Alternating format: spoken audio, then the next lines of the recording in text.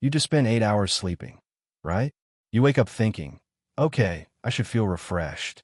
But somehow, you feel more tired than before. You reach for your phone, telling yourself it's just 4 or 5 minutes, but somehow an hour vanishes, and now you feel even worse. Does this sound familiar? You're not alone. Every year, the average person now spends over 4 hours a day on their phone. And here's the kicker. Sleep quality has dropped by 25% over the last decade. But here's the twist. What if I told you that even when your phone is sitting across the room, face down and silent, it's still draining your mental energy?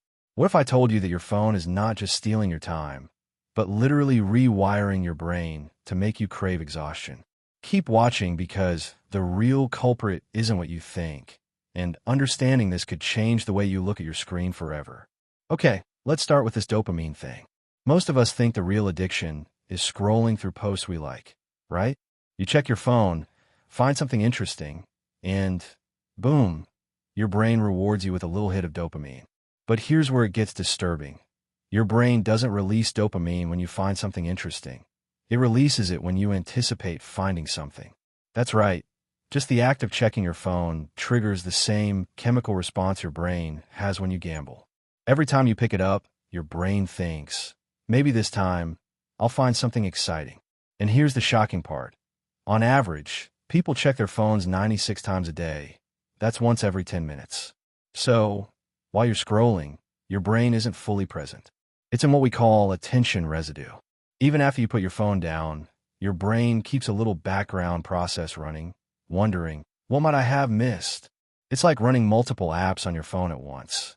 Except the battery is your brain, and it never gets the chance to fully recharge. And each time you check, your brain gets a little more drained. Sounds exhausting, right? But wait, it doesn't stop there. Every time you pick up your phone, it's like your brain has to make a decision. Do I respond to that message now? Is this notification important? What if I miss something?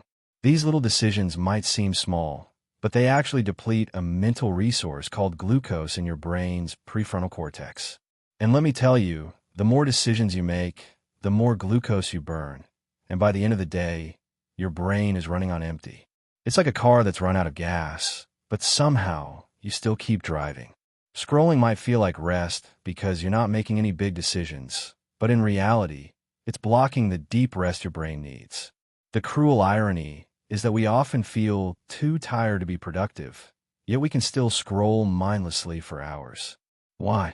Because scrolling doesn't require decisions, but it also doesn't help you recharge. In fact, it does the opposite. It leaves your brain exhausted, unable to focus on anything truly important. Now let's talk about sleep. You might think that just a little phone time before bed isn't a big deal. But here's the thing. It's not just about the blue light messing with your melatonin. There's something deeper going on. When you scroll through your social media before bed, you're flooding your brain with emotional stimuli, many stress responses that demand your brain's attention. Maybe you see your ex's post, or a news headline triggers anxiety. Or maybe you see someone's vacation photos that make you feel like you're missing out. All these things trigger a spike in cortisol, which is the exact opposite of melatonin. Cortisol keeps you alert, not relaxed. So, imagine this. You're lying in bed with your brain full of cortisol, trying to sleep. It's like trying to fall asleep right after drinking an espresso while someone's yelling at you about your problems. But it's worse because, on top of that, people who use their phones before bed spend 30% less time in REM sleep, the phase of sleep where your brain processes emotions and consolidates memories. So, not only are you sleeping less, but the sleep you do get isn't as restorative as it should be. But what if you're not even touching your phone? You might think that if the phone is across the room, it's not affecting you, right? Wrong. Just the presence of your phone, even when it's off, reduces your cognitive capacity by 10%. A study by Microsoft found that your brain subconsciously monitors your phone's presence, even if it's turned off, just in case. This is called brain drain. Your mind is constantly allocating a little bit of mental energy, thinking about the phone, even when you're not using it. It's like there's a quiet, invisible hum in the background, draining your energy without you even realizing it. Your brain doesn't even need to be actively processing information from the phone for it to be exhausting you. Just knowing it's there takes up valuable cognitive resources, making you more tired than you'd think. This is why you can feel mentally drained even when you're not actively engaging with your phone. The toll on your brain is bad enough. But let's talk about the physical effects. Constantly looking down at your phone puts 60 pounds of pressure on your spine. That's like carrying an 8-year-old child on your neck all day. Your eyes are also working overtime. When you scroll, your eyes make about 10,000 focusing movements per hour, compared to only 4,000 during normal reading.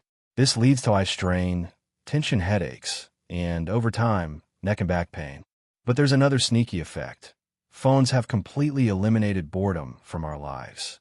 You know that moment when you're waiting for something, and you just sit there with nothing to do?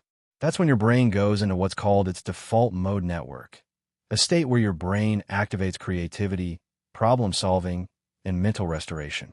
But now, every spare moment is filled with phone activity, meaning your brain never gets that time to rest and recharge.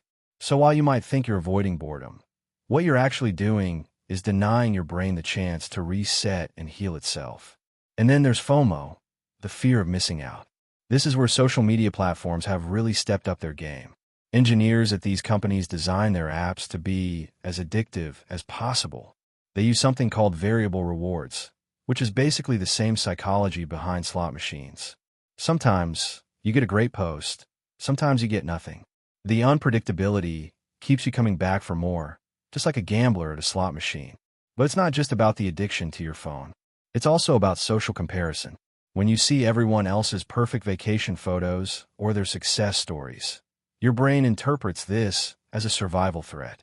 It feels like you're being left behind by your tribe, and your nervous system stays alert and anxious, unable to fully switch off. The constant anxiety keeps you from truly resting, leading to a perpetual state of stress.